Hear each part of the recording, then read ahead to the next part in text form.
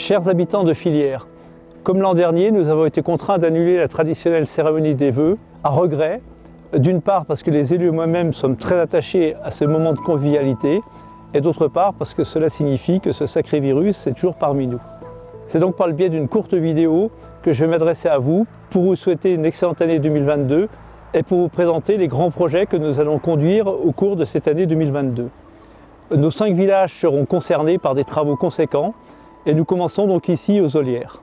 Là aura lieu le plus gros projet du mandat en termes de coûts, plus de 5 millions d'euros. À cet emplacement, une nouvelle école va voir le jour qui va regrouper école élémentaire, école maternelle, restaurant scolaire et garderie. Les travaux vont débuter à la fin du printemps et vont durer 14 mois. L'école sera donc livrée pour la rentrée de septembre 2023. Nous réfléchissons à l'utilisation des locaux qui seront ainsi libérés. Nous envisageons de déplacer la crèche dans le bâtiment de l'actuelle école élémentaire et de construire des logements à l'emplacement de l'école maternelle. À quelques mètres d'ici, la ferme Chalut, qui est désormais propriété communale, des logements seront construits pour les jeunes de la commune, mais aussi pour les habitants. Nous souhaitons aussi aménager un local commercial, un commerce multiservice, pour apporter un peu de vie, de convivialité dans ce centre-bourg. Et comme nous agissons pour toutes les générations, un nouveau skatepark sera aménagé à côté du City, juste à quelques mètres d'ici. Saint-Martin-Bellevue connaît depuis plusieurs années une forte croissance démographique qui se traduit par une hausse constante des effectifs scolaires. En étroite collaboration avec les professeurs d'école, avec les représentants des parents d'élèves, nous avons décidé d'aménager un nouveau bâtiment, ici, à l'emplacement du City, pour accueillir l'école élémentaire. L'école maternelle sera, elle, installée dans les bâtiments de l'actuelle école élémentaire. Un projet global sera présenté dans quelques semaines aux différents acteurs, professeurs des écoles, parents d'élèves, agents communaux, pour une livraison en 2023. Le City sera évidemment reconstruit. À quelques mètres de cette école, ce sera aussi l'occasion, comme aux Olières, d'aménager un nouveau skatepark, puisque nous travaillons depuis plusieurs semaines avec les jeunes qui développent de nouvelles pratiques de la glisse et donc qui ont des idées très arrêtées sur leurs besoins. Donc ici, comme aux Olières, comme à Évire, nous allons construire des équipements pour répondre à leurs attentes.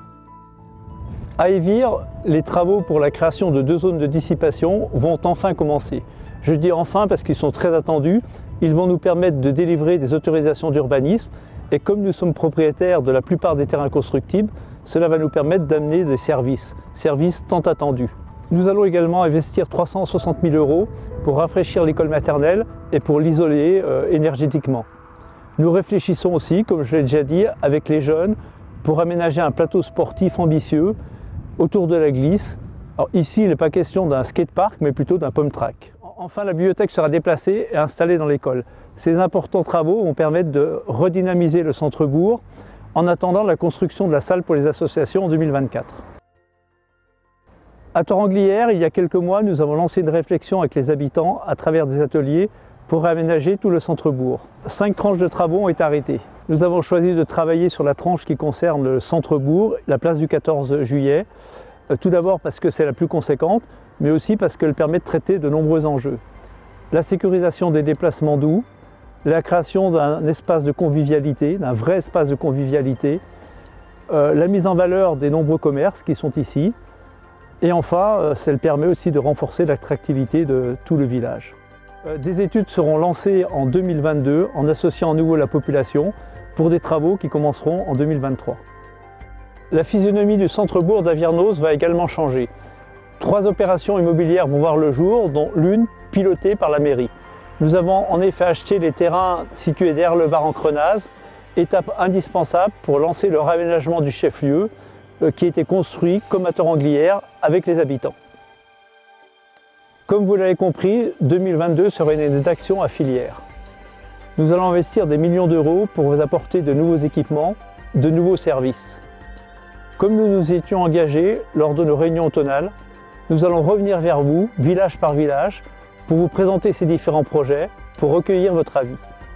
Parallèlement, avec le Conseil citoyen, nous allons lancer de nombreuses réflexions sur les défis qui attendent la commune.